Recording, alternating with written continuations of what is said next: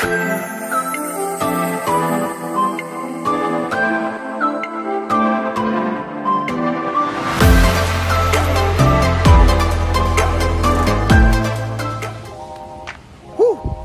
hi guys, ngayon ay July 23, Wednesday, at medyo hindi maganda yung mga nangyari nitong nakaraang mga araw. Kahapon, Martes at Monday kasi medyo masama yung panahon, puro ulan. Actually simula pa nung last vlog ko nung sa Turning Tides, parang umuulan na eh. So ayun, nagkabagyo na malayo, tapos nahatak yung habagat. Tapos ngayon may LPA na naging bagyo ulit, so nakatakin yung habagat. So tuloy-tuloy na naman yung ulan ulit. So kagaya nga guys yung sinasabi ko kanina, nag-uulan.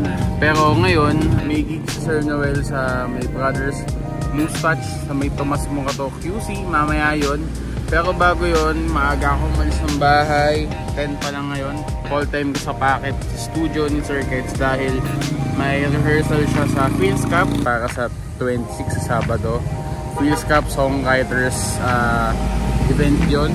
Pero yung rehearsal mamaya sa Cook Studios sa may Amocanto lang. So malapit lang siya sa studio kasi yung studio around Tomas Morato QC lang. Then sa may Amocanto yung studio. So from there siguro 1 to 5 ganon.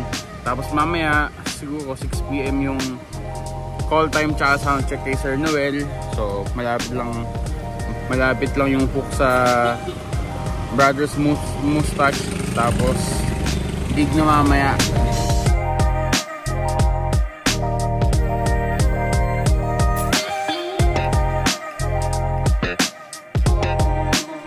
Ano oras po yan? Galing Modesta?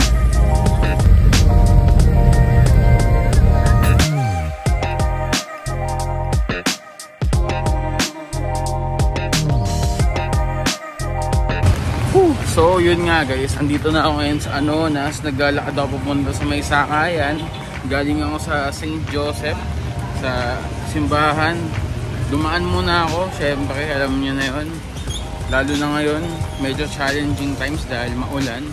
Medyo tanaw ko na yung studio, kaya ayun, lapit na tayo. Yung packet nasa 4th floor, pero kailangan mo maghagdan dahil wala naman sa mga escalator dito. Or elevator pala.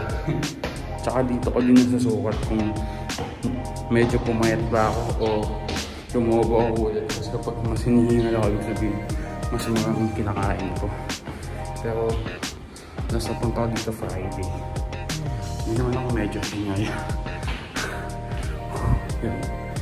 Yun lang.